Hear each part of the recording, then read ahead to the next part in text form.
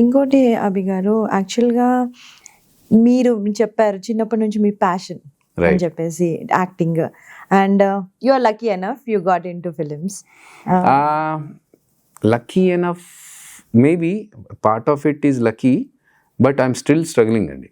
So luck ఎక్కడ నాకు favour చేసింది అంటే, when I was performing on the stage, Jaladanki Sudhakar garu చూడడం నా లక్. ఆయన చూసి నన్ను పిలిపించిన అక్కడ తర్వాత ఆడిషన్స్లో 40 మందిని క్రాస్ చేసుకుంటూ నేను ముందుకెళ్ళా. సో లక్ అంటే what I feel is like, even if you doesn't do anything or if you don't do anything, you will get a name. That is luck I feel. But మనం ఏంటంటే, ఇప్పుడు చిన్న example చేసుకుంటే, sorry to cut you in between, but మా చిన్న example మా జబర్దస్త్ గురించే తీసుకుంటే, మా దాంట్లో మిగతా ఆర్టిస్టులు అందరూ ఉన్నా, 12 మంది టీమ్ లీడర్లు ఉన్నా, నా ప్రాబ్లం ఏంటంటే my face doesn't look like A comedian. Okay, so ఆ టైంలో ఏమవుతుందంటే, వాళ్ళు చేసే 10% కామెడీకి నేను దానికి ఇంకొక 90% యాడ్ చేస్తే తప్ప సేమ్ కామెడీ బయటకు రాదు.